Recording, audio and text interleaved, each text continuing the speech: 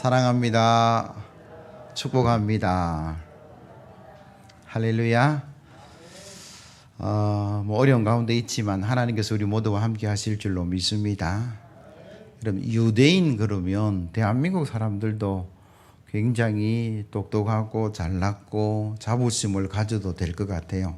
코로나19를 이겨내는 모습들을 보면 잘 인내하기도 하고 기다려주기도 하고, 물론 몇몇 분들이 일탈이 있었지만 대만이란 나라 그리고 대한민국 이 정도가 세계에서 코로나를 잘 이겨내는 나라 중에 한 나라다 그렇게 이야기하고, 물론 중국은 공산국가니까 다 강제로 통제하고 멈추어서 대한민국 사람들의 자부심이 참 많이 올라가고 있는 그런 시점에 우리가 살아가는데, 유대인들도 굉장히 수천 년의 세월을 살아가면서 대단한 민족이다 그렇게 이야기들을 해요. 세계 인구의 0.23%밖에 되지 않는 유대인들이 노벨상은 30% 가까이 휩쓸고 있다 그렇게 이야기할 정도죠. 그 유대인의 정체성, 그 유대인의 위대함이 어디서 나왔을까? 하나님을 믿는 믿음과 신앙 속에서, 은혜 속에 나왔다라고 할 수밖에 없어요. 그들도 고난이 있었고 어려움들이 있었습니다. 그 옛날 나라가 망하고 바벨론으로 포로로 잡혀갔던 사실 우리가 너무나 잘 알고 있습니다. 그들이 성전 예배를 드렸는데, 예루살렘에 올라가서 성전에 예배를 드리고 하루에도 3번씩 기도하는 모습을 가졌는데, 그들이 나라가 망하고 포로로 1000km가 넘는 그 바벨론으로 포로로 잡혀가서 성전 제사를 드리지 못하는 영적인 위기 앞에서 그들이 대안을 두 가지 찾았다라고 이야기해요. 하나는 안식일, 하나는 회당, 시나고그라는 회당.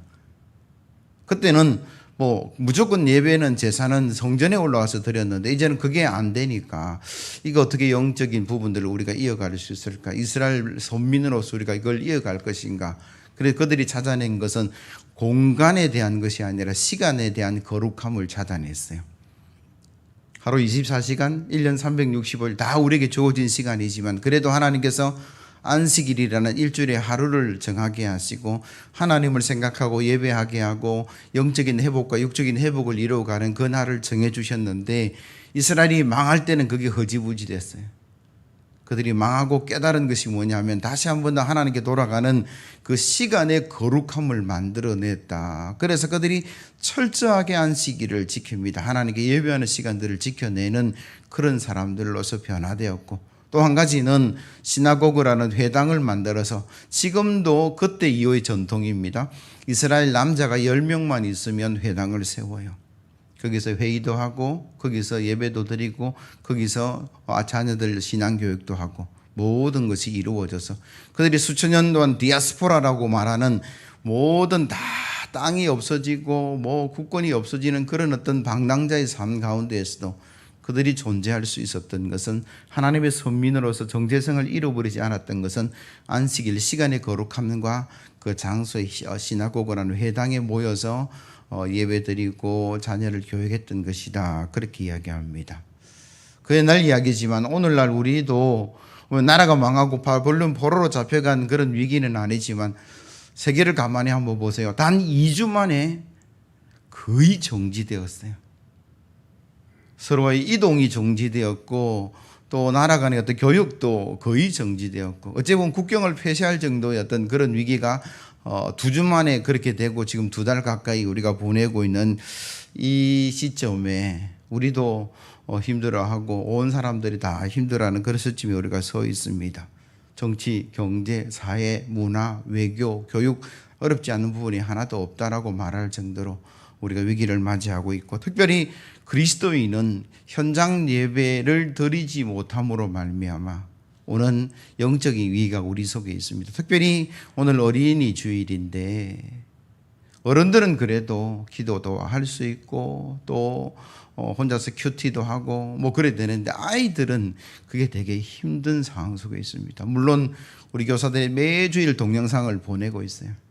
그 아이들을 보게 하고, 또 그걸 통해서 또 숙제도 제출하게 하고 사진도 찍어서 인증사진도 보내기도 하고 그렇게 애쓰고 있음에도 불구하고 쉬운 일은 아니다. 빨리 이 일들이 해결되어야 되겠다라는 생각을 합니다만, 그래서 오늘날 우리가 한 2달 정도를 보면서 이 교육의 주도권이 교회에 있었는데, 교사들에게 있었는데, 전문적으로 훈련받고 준비된 이 교사들에서부터 그 교육의 주도권이 가정으로, 부모로 넘어가고 있는, 어쩔 수 없이 지금 넘어가고 있죠. 그래서 어떤 부모님들은 아이들에게 신앙교육 너무 잘 시키고 있는 모습을 전화를 통해서 확인하게 되는데, 또 몇몇 부모들은 아예 방치를 하고 있는 그런 안타까운 현실도 우리 앞에 있다라는 거죠. 무엇이 정답일까? 여러분, 성경은요, 기독교 교육의 주체가 가정이고 부모라고 그렇게 말씀하고 계시다는 사실을 우리가 기억해야 됩니다. 출애굽기 12장 26절에 신앙교육이 교사에게 맡기고 부모는 뒷짐지고 있어라 그렇게 말하고 있잖아요. 하나님은 부모가 교사가 되고 가정이 그 교육의 장이 돼, 특별히 신앙교육은 그렇게 돼야 된다라고 우리에게 요구하고 있다는 사실을 다시 한 번 더 이런 위기 앞에 우리가 기억해야 되지 않을까.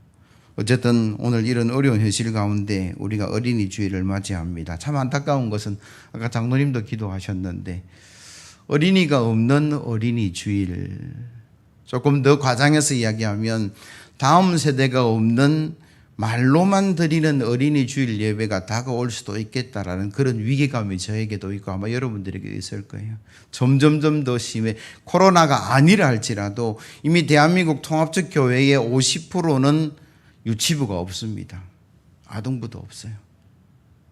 그러니까 그런 교회들은 이미 어린이 주일입니다라고 이야기하지만, 어린이에 관한 이야기를 하지만 교회 학교는 어린아이들이 없는 그런 현실 앞에 우리가 서 있다라는 거죠. 그나마 우리 교회는 열심히 교사들이 수고하고 애쓰고 목사님들이 애써서 그 아이들이 있는 편이고 적지 않은 편인데, 그래도 우리도 늘 잘 준비하지 않으면 이런 위기는 다가올 수밖에 없어요. 이런 위기 앞에 우리가 어린이 주일을 맞이하면서 어떤 말씀을 전해야 될까? 아브라함과 이삭과 야곱으로 이어지는, 그래서 그 믿음의 가본이 수천 년 내려와서 지금 오늘날 세계를 움직이고 있는 그 유대인의 그 위대함이 어디서부터 출발했을까? 바로 오늘 본문의 아브라함이라는 거죠. 그래서 오늘 제목이 아브라함의 자녀 교육이라는 제목으로 은혜를 나눌 것인데, 이 말씀을 통해서 은혜를 받으시고 예배하는 모든 성도들의 가슴과 가문이 자자손손 복을 누려가기를 예수 그리스도의 이름으로 기원합니다.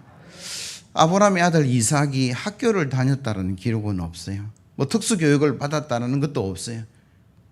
근데 어떻게 그가 복을 받고 은혜를 누리고 수천을 이어지는 이런 어떤 역사의 출발이 되었는가? 아브라함을 보고 따라 살아간 것밖에 없다라는 거죠. 단지 아브라함이 살아가는 모습, 아버지가 살아가는 모습, 부모가 살아가는 그 모습을 보고 그는 따라 살았기에 그런 삶이 가능했다라고 오늘 본문은 이야기하는데, 먼저 아브라함이 보여준 사랑과 긍휼이 이삭을 위대한 사람으로 만들었다라고 성경은 말씀하세요. 물론 아브라함 그러면 믿음의 조상이라고 이야기하는데, 여러분, 아브라함은 믿음 이전에 사랑과 긍휼의 사람이었다라고 성경은 기록하고 있어요. 제가 거기에 본문에 창세기 12장 5절, 13장 8절, 14장 14절, 9절만 제가 공간 때문에 넣어놨는데, 그 12장 5절의 이야기가 뭐냐 그러면, 아브라함의 형제가 있었는데 마지막 막내 동생 이름이 하란이라는 사람이에요. 근데 그 하란이라는 사람이 무슨 이유인지는 모르겠지만 아버지보다 먼저, 형님들보다 먼저 세상을 떠나고 조카 롯만 남았어요. 근데 아브라함이 갈 때마다 그 조카를 데리고 다녔습니다. 갈다 우르에서 떠날 때, 하란에 왔을 때, 그리고 가나안 땅에 들어갔을 때 아브라함은 그 조카 롯을 늘 동행했고 돌봤다라고 성경은 기록하죠. 부모 없는 조카, 부모 없는 고아를 돌보는 아브라함의 모습을 우리가 성경에서 확인할 수 있고요. 더 나아가서 그가 단지 동행만 했더라, 그거 아니에요. 우리 너무나 잘 알고 있는 내용이잖아요. 서로 이제 잘 되어서 아브라함의 가축도 많아지고, 그리고 롯의 가족도 많아지고, 근데 목초지나 물은 한계가 있고, 그 목자들이 서로 다투니까 아브라함이 롯을 불러다가 야단을 치지 않았어요. 내가 삼촌이고 너는 조카고 그렇게 말하지도 않았어요. 너는 내가 데려온 애고 이렇게도 말하지 않았어요. 뭐라고 얘기합니까? 네가 오른쪽을 선택하면 내가 왼쪽 할게. 내가 왼쪽을 선택하면 내가 오른쪽을 할게. 그 모든 목초지와 물의 선택권을 조카에게 양보하는 모습을 우리가 알고 있잖아요. 그래서 롯이 눈을 들어보니까 소돔과 고모라가 그렇게 물도 많고 풀도 많아서 그쪽을 선택해서 갑니다. 잘 살았는데 그 소돔 지역에 전쟁이 일어나서 소돔이 어려움을 당하고 거기에 살던 롯의 가정이 포로로 잡혀갔다는 소식을 듣고 아브라함이 자기 집에 길렀던 318명의 군사를 이끌고 밤새 달려갑니다. 전쟁을 하고 그 가족들을 도로 찾아왔다. 자기 목숨을 아끼지 아니하고 조카를 구해왔다라는 게 성경의 이야기고요. 소돔과 고모라가 심판을 당할 때에 그 천사들의 이야기를 듣고 아브라함이 하나님을 향해서 기도합니다. 하나님, 의인과 악인을 동시에 멸하실 수 있습니까? 소돔과 고모라 성에 의인이 50명만 있으면, 아니 45명만 있으면, 아니 40명만 있으면, 30명만 있으면, 20명만 있으면, 10명만 있으면, 그래서 소돔과 고모라를 위해서 아브라함이 기도했는데, 여러 번 기도했는데 그 기도가 궁극적으로 누구를 살리기 위한 기도였을까요? 곧 살고 있는 불쌍한 조카 롯을 살리기 위한 아브라함의 간절한 마음이었음을 우리가 알 수 있는데, 하나님께서 그 기도를 기억하시고 성경은 이렇게 기록합니다. 창세기 19장 29절, 하나님이 그 지역의 성을 멸하실 때, 곧 롯이 거주하는 성을 엎으실 때에 하나님이 아브라함을 생각하사 롯을 그 엎으시는 중에서 내보내셨더라. 같이 망해야 되는데, 같이 죽어서 없어야 되는데 아브라함의 간절한 마음을 하나님께서 기억하시고 그 롯의 가정을 구출해 내셨다라고 성경은 기록하고 있죠. 그 외에 아브라함은 부지 중에 천사를 대접해서 하나님의 음성을 듣는 놀라운 사람이었다라고 성경은 기록합니다. 그러니까 아브라함이 보여주었던 사랑과 긍휼의 그 모습이 자녀 특별한 교육을 안 시켜도 그 모습을 통해서 이삭이 훌륭한 사람으로 나아갈 수 있었다. 제가 이 본문의 말씀을 묵상하고 기도하며 또 말씀을 준비하면서 참 아브라함은 위대한 사람이구나라는 생각을 하고, 저를 생각하니까 저는 참 부족하고 연약한 사람이다라는 생각을 했어요.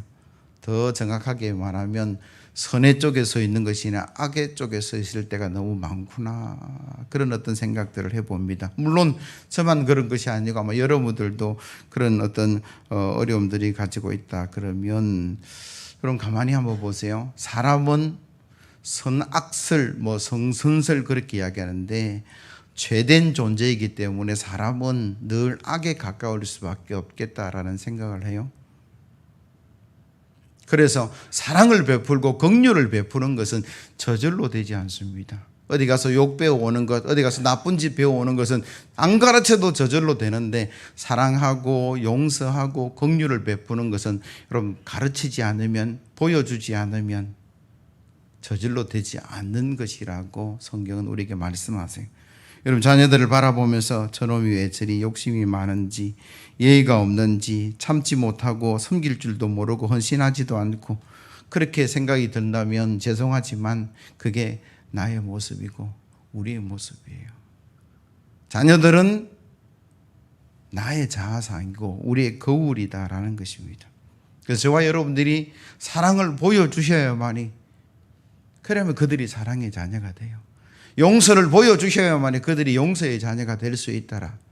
그게 또 성경의 방법이다라고 말씀하죠. 요한복음 13장 34절, 새 계명을 너에게 주노니 서로 사랑하라. 내가 너희를 사랑한 것 같이 너희도 서로 사랑하라. 이게 예수님의 방법이에요. 주님은 우리를 먼저 사랑하신 줄로 믿습니다. 십자가에 죽기까지 사랑하신 줄로 믿습니다. 그러면서 우리에게 뭐라고 이야기합니까? 내가 이처럼 사랑했으니까 너희도 서로 사랑하라. 특별히 자녀 교육, 뭔가 특별히 가르치지 않아도 내가 사랑을 보여주고 긍휼을 보여주고 인내를 보여주고 섬김을 보여주면 저절로 그 보험을 통해서 자녀들이 따라올 수밖에 없어요. 우리가 보여주지도 않고 행하지도 않으면서 그렇게 하라고 말로만 가르친다 그러면 그건 참으로 아마 어려운 교육이 되겠다라는 생각이 들어요. 그래서 저와 여러분들이 오늘 어린이 주일을 맞이해서 늘 사랑을 보여줄 수 있는 그런 믿음의 성도 되기를 예수 그리스도의 이름으로 기원합니다. 두 번째로 아브라함이 보여준 순종으로 인해서 이삭이 순종의 자녀, 축복의 자녀가 되었다. 그렇게 기록하는데 오늘 본문 1절에서 3절 말씀을 한번 보시면요. 그 일 후에 하나님이 아브라함을 시험하시려고 그를 부르시되 아브라함아 하시니 그가 이르되 내가 여기 있나이다. 아브라함이 여호와께서 이르시되 내 아들 내 사랑하는 독자 이삭을 데리고 모리아 땅으로 가서 내가 내게 일러준 한 산 거기서 그를 번제로 드리라. 아브라함이 아침에 일찍 일어나 나귀의 안장을 지우고 두 종과 그 아들 이삭을 데리고 번제에 쓸 나무를 쪼개어 가지고 떠나 하나님이 자기에게 일러주신 곳으로 갔더니, 이 본문을 여러분들이 얼핏 보면 아니 이런 하나님이 어디 계신가 하는 분도 있을 수 있어요. 백세에 주지나 말든지 주었던 것을 또 뺏어가 뭐 이렇게 오해할 수 있는데, 그럼 본문을 자세히 보시면 1절은요 하나님이 아브라함을 시험하셨다 그렇게 시작하죠. 하나님은 아브라함이 나를 진정 의지하는가, 이 아브라함의 믿음이 얼마나 되는가를 하나님은 알고 싶어서 가장 사랑하는 것을 요구하셨어요. 그 시험에 아브라함은 절대 순종이라는 그 순종으로 시험을 이겨냈다. 그렇게 오늘 본문은 기록하고 있죠. 아들을 번제로 드리라라는 그 시험 앞에 아브라함은 일찌감치 일어났다라고 성경 기록하고, 장작도 준비하고 불시도 준비하고 3일 길을 묵묵히 걸어갔고, 산 밑에 이르렀을 때 종들을 남겨두었고, 그곳에 도착하자마자 이삭을 결박하고 자기 품에 있던 칼을 빼내고 이삭을 번제로 드리려고 하고 있는 모습. 이 본문을 읽고 또 읽어도 아브라함의 그 모습 속에는 주저함이 없어요. 머뭇거림이 없습니다. 망설임이 안 보여요. 갈까 말까 고민했으면 아침 일찍 일어났을까요? 안 일어났을 거예요. 3일 길을 걸어가면서 요나처럼 반대편으로 도망가지도 않는 모습입니다. 산 안에 종들을 남겨두었다라는 말은 내가 하나님께 순종하는 데 방해되는 모든 요소를 미연에 내가 제거하리라. 그런 아브라함의 의지가 담겨져 있는 모습이다라는 거죠. 하나님 말씀이라면 내가 반드시 철저히 언제나 내게 순종하겠다라는 아브라함의 그 믿음을 순종을 보여주는 부분이 오늘 본문의 이야기다라는 거죠. 칼을 빼는 순간 하나님께서 하나님의 사자가 하늘로부터 아브라함아 부르시고 너 진짜 나를 경외하는지를 내가 알겠다. 그 말씀을 하시는 순간 아브라함의 시험은 합격, 패스 그렇게 되는 거죠. 그래서 아브라함은 절대 순종으로 하나님의 시험을 통과했습니다. 근데 우리는 왜 자꾸 넘어질까요? 우리는 왜 순종하지 못할까? 대체로 넘어지는 사람들, 순종하지 못하는 사람들의 그 모습을 보면 무엇에 관심이 많아요. 근데 아브라함은 시험을 이겨냈는데 가만히 보니까 무엇에 관심이 있는 것이 아니라 누가 말씀하셨느냐에 집중하는 것 같아요. 하나님이 말씀하셨으니까 그게 무엇이든 저는 순종합니다. 이런 아브라함의 모습인데, 우리는 하나님이고 누구고 왜 이런 걸 요구하냐고, 내한테 내가 얼마나 어렵게 살아가는데, 내가 얼마나 힘들게 살아가는데 내 형편을 아시면서 하나님께서 이걸 요구해. 우리는 그 시험의 내용에 집중할 때가 너무 많아요. 여러분 가만히 한번 보세요. 지금까지 신앙생활 하면서 여러분 시험거리들 앞에서 승리한 경우도 있을 것이고, 또 넘어지고 힘들어하고 다투고 교회를 떠나간 적도 있는데, 그때 모습을 자세히 곰곰이 한번 생각해 보면 하나님은 온데간데 없고 내용에만 우리가 집중할 때가 너무 많았다라는 거예요. 근데 아브라함은 아니더라라는 거죠. 그 내용이 무엇이든 하나님이 말씀하시니까 나는 그 말씀에 순종하겠습니다. 그게 아브라함이 보여준 모습이죠. 그 하나님은 어떤 하나님입니까? 아브라함에게 100세의 아들을 주셨던 분이죠. 100세의 아들을 주신 하나님이시면 뭘 또 못 주시겠냐라는 거예요. 그게 이삭의 번제든 자기 자신의 목숨이든 하나님에게는 능치 못할 일이 없다. 그게 아브라함이 금방 만들어진 건 아니에요. 자기도 10년을 기다리다가 이스마엘이라는 그 어떤 실수도 했고, 그러다가 13년의 침묵 앞에 또 하나님이 너 몸을 통해서 줄 거야. 아니, 그냥 종이라도 하나님 인정해 주세요. 이런 많은 과정 속에 그가 얻은 아들이 이삭이에요. 그러니까 인간의 방법으로, 고민으로, 이성으로, 판단으로 안 되는 건데 하나님께서 해 주신 그 하나님이 말씀하시는 것이라면 나는 순종한다. 그게 아브라함의 모습이다라는 거죠. 근데 우리는 어디에 집중하냐 그러면 하나님은 온데간데 없고 하나님 말씀은 온데간데 없고 그게 뭐냐에 집중하니까 안 되죠. 할 수가 없는 거예요. 이거 얼마나 귀한 건데, 이거 얼마나 내가 힘들게 얻은 건데, 이게 어떤 것인데 나한테 요구를 합니까? 이렇게 나올 수밖에 없다라는 거죠. 근데 아브라함은 아니더라고요. 그게 무엇이든, 그게 어떤 것이든 하나님이 주셨으니 하나님이 원하시는 대로. 근데 결국 하나님이 원하시는 게 뭐예요? 죽이는 겁니까? 살리는 겁니까? 살리시는 거죠. 복 주시는 것이다라는 거죠.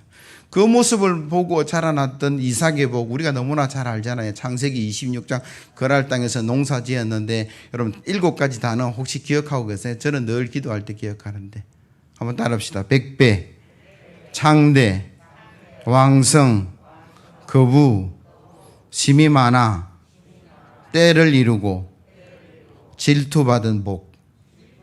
그게 7가지 이삭의 복이에요. 백배, 창대, 왕성, 거부 너무 많아서 때를 이루어서 그래서 다른 사람들 시기할 정도의 받은 복이 이삭의 복인데 이 이삭의 복이 어떻게 저절로 되었냐? 아니라는 거예요. 순종으로 되었죠. 가뭄이 들어서 애굽으로 내려가는데 하나님이 그날에 왔을 때 야 여기 머물러.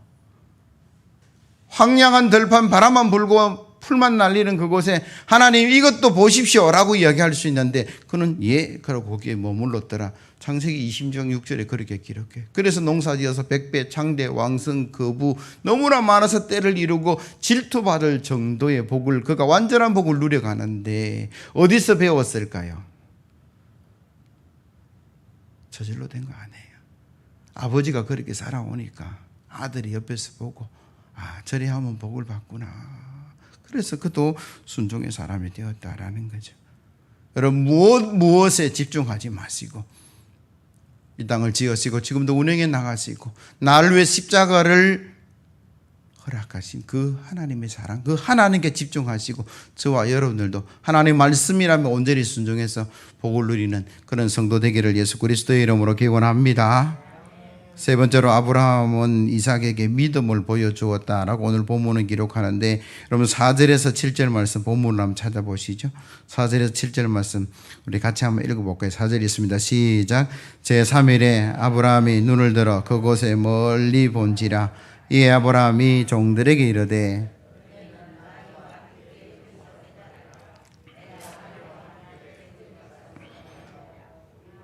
너희에게로 돌아오리라 하고 아브라함이 이에 번제 나무를 가져다가 그의 아들 이삭에게 지우고 자기는 불과 칼을 손에 들고 두 사람이 동행하더니 이삭이 그 아버지 아브라함에게 말하여 이르되 내 아버지여 하니 그가 이르되 내 아들아 내가 여기 있노라. 이삭이 이르되 불과 나무는 있거니와 번제할 어린 양은 어디 있나이까.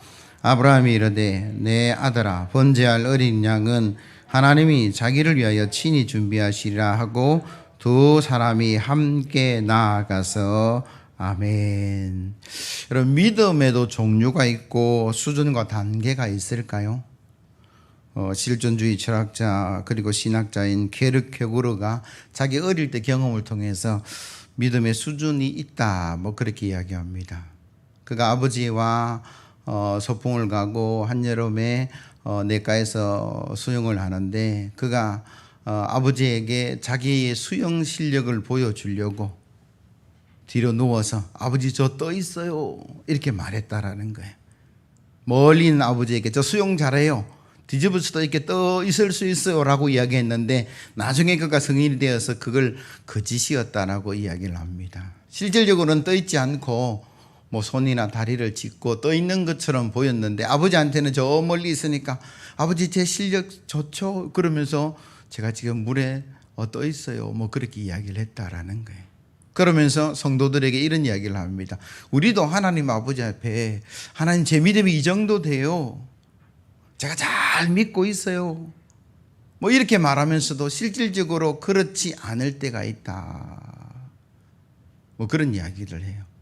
제가 신학자 케로케구르 이야기는 잘 모르겠고 책에서 읽은 거지만 오늘 본문을 제가 묵상하면서 믿음의 단계들이 있는데 첫 번째 단계는 믿음의 효력을 아는 단계가 있어요. 불신자 때는 몰랐어요.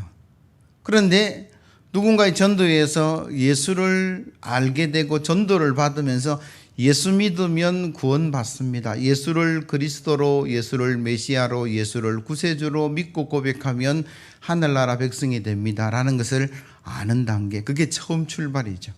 아예 모르는 사람들도 있잖아요.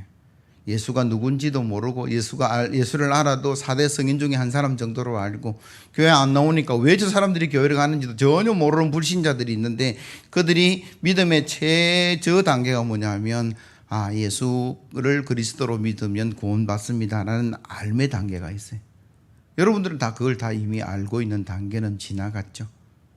그 다음 단계가 뭐냐 그러면 믿음으로 말하는 사람들이 있어요. 믿음으로 전도하고 믿음으로 선포하고 어떤 어려움들을 만나도 하나님께서 함께 하실 거야 하고 말하는 사람들이 있는데 오늘 본문 5절을 한번 보시면 아브라함이 이삭의 번제를 드리려고 나아가는 급박한 상황 가운데서도 그는 불안하지 않고 두려워하지 않습니다. 그리고 종들에게 뭐라고 얘기했냐면 내가 아이와 함께 저기 가서 예배하고 우리가 너희에게로 돌아오리라. 이게 번제를 드린다면 이삭은 거기에서 끝났고 나 혼자만 돌아오리라 그렇게 이야기해야 되는데 아브라함이 우리라는 복수를 쓰죠. 나하고 이삭하고 같이 돌아올 것이다 라고 지금 믿음으로 말하고 있는 것이고 8절에는 더 구체적으로 하는 이야기가 뭐냐 그러면 이삭이 아무래도 이상해요. 불도 있고 장작도 있고 양을 잡을 칼도 있는 것 같은데 정작 양은 없어서 아버지에게 물어봅니다. 번제에 쓸 양 어디 있습니까? 아브라함이 뭐라고 얘기해야 됩니까? 하나님이 너를 번제물로 바치려서 너가 양의 어떤 희생물이야 그렇게 말하지 않아요. 뭐라고 이야기합니까? 하나님이 친히 준비하시리라. 여호와 이레를 선포하고 있는 거죠. 아직 이루어지지 않는 일이에요. 물론 몇십 분 뒤에 몇 시간 뒤에 이루어질 일이지만 미래에 대한 이야기를 아브라함이 지금 뭘 하고 있습니까? 부정적으로 이야기하고 있습니까? 불신의 말을 하고 있습니까? 믿음의 말을 하고 있는 거죠. 우리가 제사하고 돌아올 것이다 라고 믿음으로 선포하고 있고 하나님이 친히 준비하시리라. 한번 따라 합시다. 하나님이 친히 준비하시리라. 우리가 이렇게 말하고 가야 되죠. 아브라함이 거기서 끝나지 않았어요. 나아가서 믿음으로 행동하고 있는데 자세히 보면 뭐라고 했냐면 그러고 갔다 그랬어요. 그 발걸음은 믿음의 발걸음이죠. 제가 가만히 보니까 하나님께서 아브라함아 부르시고 너 사랑하는 독자 이삭을 바치라라고 그 말하는 순간부터 아브라함은요 하나님을 뭐 했습니까? 절대 신뢰하고 있었어요. 그래서 그때부터 하나하나 말하고 준비하고 살아가는 모든 모습들이 믿음 없는 모습이 아니다라는 거죠. 왜? 하나님께 집중했기 때문에 그렇다라는 거죠. 제가 언젠가 설교하면서 그런 말씀을 드린 기억이 나는데 어느 목사님하고서 신방대원들이 중병에 걸려서 어려움을 당하는 환자 성도를 신방을 하고 거기서 다 어깨에 손을 얹으십시오. 목사님은 머리, 손, 온 신방대원들이 그 사람을 잡고 열심히 치유를 위해서 기도했어요. 예수 이름으로 질병이 떠나가고 치료의 강선을 바라셔서 고쳐달라 그렇게 열심히 기도하고 위로하고 왔어요. 그러면서 그들이 돌아오는 차에서 서로 하는 이야기가 안 되겠지. 열심히 예수 이름으로 기도한 것은 무엇이고, 몇십 분 안 지나서 차에서 봉고차에서 돌아가면 에이 안 되겠다 그지? 라고 이야기하는 것은 뭐냐라는 거예요. 아마 그들은 말에는, 기도에는 믿음이 있었는지 모르겠지만 말에는 믿음이 사라질 때가 참 많아요. 혹여 믿음 없으면서도 믿음 있는 것처럼 케르케고르의 어린 시절 아버지를 향해서 말했던 것처럼 그렇게 성도들이 살아가고 있지는 않은지. 그럼 우리는요, 하나님을 신뢰하셔야 돼요. 그럼 성경은요, 그 하나님을 신뢰하는 기본 책이 성경이라고 이야기하고, 그러면 성경은 이성적으로는 이해가 안 되는 책이죠. 아브라함의 행동이 과연 여러분 이해가 되세요? 무슨 아버지가 저런 아버지가 있어? 뭐 그렇게 이야기할 수 있잖아요. 그렇게 귀한 아들, 그렇게 잔치해놓고 이제는 데리고 와서 뭐 죽여서 태워서 하나님께 드린다고. 그거는 이해가 되는 책이 아니에요. 이해가 되는 내용이 아니죠. 그런데 믿음으로 보면 이해가 되죠. 아브라함이 하나님을 절대 신뢰했구나. 백세해 주신 하나님이면 그 말씀에 나는 의지한다, 신뢰한다. 하나님께서 어떤 일을 행하시든 나는 흔들림 없이 간다, 머뭇거림 없이 간다. 그게 아브라함이 보여진 모습이다라는 거죠. 하나님은 세상을 지으셨고 지금도 운영하고 계세요. 인간의 생사화복이 나에게 달린 것이 아니라 그분께 달려있다라는 거죠. 그분이 말씀하시면 그분의 말씀은 반드시 이루어질 줄로 믿습니다. 그래서 우리가요, 내용에 집중하지 말고 그 말씀하시는 하나님을 신뢰하고 그 하나님을 바라보는, 그게 믿음이죠. 아브라함의 모습을 통해서 아브라함이 자녀 이삭에게 보여준 그 모습, 사랑과 긍휼과 순종과 믿음은 다른 데서 나온 게 아니라 아브라함의 그 하나님을 신뢰하는 곳에서부터 나온 거죠. 그 하나님을 신뢰해서 사랑도 했고 순종도 했고 믿음의 말과 행동을 했는데, 그걸 지켜보는 자녀들, 주변의 사람들이 따라간 게 아브라함과 이삭과 야곱으로 이어지는 축복의 계보였고, 그것이 믿음의 가문을 이루고 지금까지 이스라엘이 존재할 수 있었던 이유라는 거죠. 이 말씀을 정리합니다. 어린이 주일에 아이들은 없지만 우리 부모된 기성세대가 본이 되어야 되겠다. 사랑의 본이 되고 믿음의 본이 되고 순종의 본이 되면 저와 여러분들의 자녀들은 저절로 따라올 줄로 믿습니다. 혹여 여러분들은 그런 부모가 없었을 수도 있겠다라는 생각을 해요. 우리 부모는 내한테 사랑도 보여주지도 않았고 믿음도 보여주지도 않았고 순종도 보여주지도 않았다. 그래서 내가 못 배웠다라고 할 수도 있지만, 그러나 오늘 이 시간 하나님을 신뢰하시고 그분의 말씀에 집중하시고 그분의 말씀을 믿으시고 순종하시고 그리스도의 십자가의 사랑을 나누게 되면 우리의 다음 세대는 저절로 하나님의 축복과 은혜 가운데 나아갈 줄로 믿습니다. 그래서 오늘 어린이 주일 저와 여러분들이 좋은 믿음의 세대가 되어서 다음 세대에 주의 은혜와 축복을 나누는 그런 귀한 어린이 주일, 귀한 성도의 가정 가문 되기를 예수 그리스도의 이름으로 기원합니다. 찬송가 506장입니다.